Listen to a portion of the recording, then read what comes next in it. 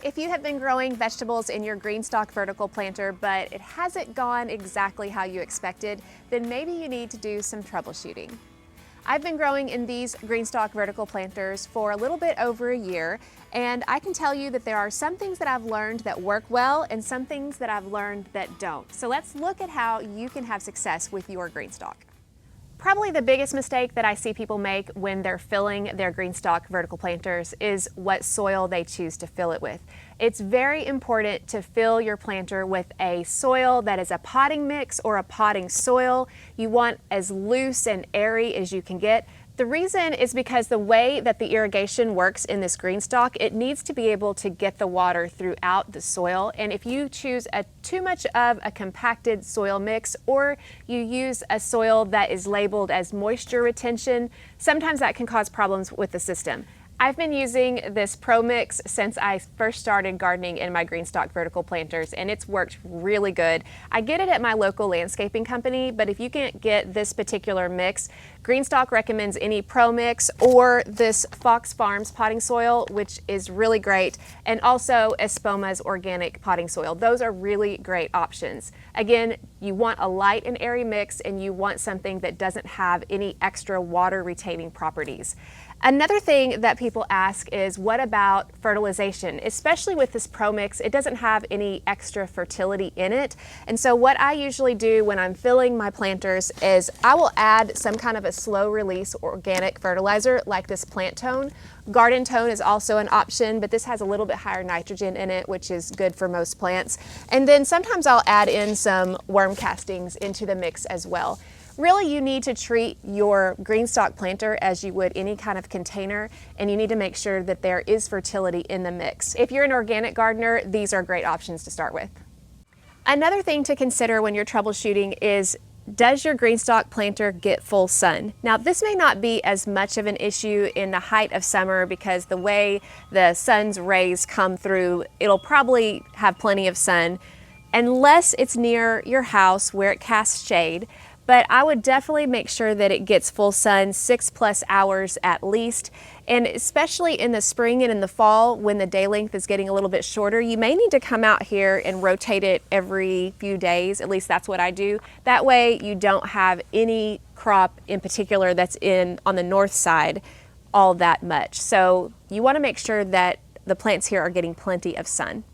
Speaking of sun and shade, another very common mistake is when you're filling your Greenstalk planter soil, you want to fill it to the top. As you water your planter, the soil is going to settle, and if you don't fill it to the top, what you're going to have is you're going to have a soil level that's a couple of inches below here. And when you do that, you're basically putting your plants in shade. And a lot of times the plants aren't growing very well because they're too low, they're not getting enough sun. So if you look here at this particular pocket, you can see that the soil, I would say, is probably right about here.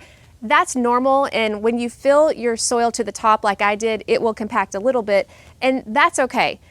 What I'm saying here is you don't want to fill it here because then it'll drop a little bit lower. So you want to make sure to fill it to the top to give it a little bit of space to be able to settle a little bit further down.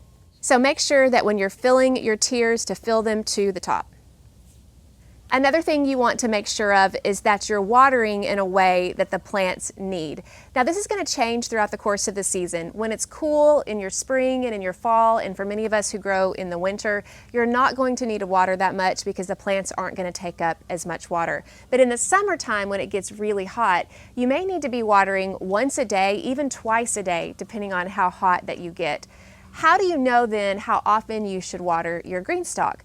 Most of the time what we recommend is taking your finger and putting your finger about an inch or so into the vertical planter pocket and pressing your finger down to about an inch and see if you can feel wetness, or in this case you can see that the wet soil is on my finger. And if it's wet down there, then you have plenty of water. If it's dry about an inch away and then a little bit further down, then you know you need to water. And then when you want to water until it drains out. That way you know every tier is full and you're getting the amount of water you need for each level.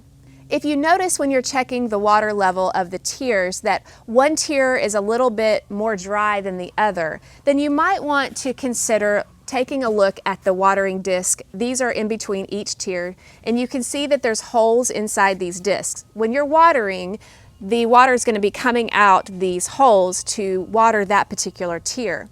Occasionally, these holes can get clogged with the soil in your Greenstalk. I will say, growing in this for 1.5 years, I've only had this happen once, so I really don't think it's that common, but if you do notice that one tier isn't getting watered enough, or you have one tier of plants that's suffering a little bit more, you might want to make sure that there's not a clog here in your watering disc. If you start out your soil mix with a little bit of slow release organic fertilizer, then with some crops that may be all you need, like lettuces or greens, things like that that don't require a lot of extra fertilizer. I think that I grew these all fall one year and I didn't add really anything extra to it. But you may actually need to add some fertilizer through the course of the season if you're growing other plants that require more nutrition, like peppers or beans or tomatoes or anything like that. And in that case, you might want to consider a liquid fertilizer. The Greenstalk Garden website recommends and sells on their website a liquid fertilizer from Fox Farms, and they also provide dilution rates. What they recommend is that you put a certain amount of that liquid fertilizer in here in the basin as you're watering. And what that does, it's going to take the fertilizer throughout the Greenstalk planter, and you'll be doing that probably every couple of weeks or whenever you feel like your crops need it. But that would be something I would recommend, especially in the summertime when you're watering a lot, and when you have to water a lot, the nutrients are also leaching out just like they would in a regular container. So you want to be able to supplement that as you can throughout the growing season. What if you're growing in your Greenstalk planter and it's time to replant? Maybe you're going from a spring crop to a summer crop, or a summer crop to a fall crop, or maybe you're going on your second season. Do you need to do anything special to replenish your soil? I've done a couple of different things. Occasionally, I have taken out the soil entirely and then I've mixed a new soil in about half of the medium and put it back in. You can do that to add more fresh soil, more fertility, that kind of thing. Or you can do what I did with this particular planter this spring, is I just topped off all of these planters. As I mentioned, they will compact. It's a lot of organic matter here. I topped off the planters with more potting soil with a heavy amount of the slow release fertilizer and worm castings, making sure I had plenty of fertility at the top. Regardless of how you do it, whether you replace your soil altogether or you just top off with good nutrition in your soil, you want to replenish the soil. Probably about at least once a year, maybe even twice, depending on how often you're using and how much you're growing in your planter. You just want to think about it like you would any other container. It's going to need nutrition. What's the best way to get it that way? And once you remember that, then you'll be able to establish your plants with new soil and new nutrition. If you've gone through all of these troubleshooting steps and you're still not sure if you're doing something wrong, always feel free to reach out to the team at Greenstalk Vertical Garden. They are amazing at response, and they will help walk you through what might be the problem and what you might be able to do better, because they want you to have success with your Greenstalk, and they will take care of you 100%. And if you want more tips on how to grow in your Greenstalk planter, whether you grow in the spring, the fall, or even the summer, these videos will give you an idea of what you can plant, what you can grow, and how to do it. And if you're a beginning gardener, make sure to subscribe to this channel to get more videos like this to help you grow a better garden this year.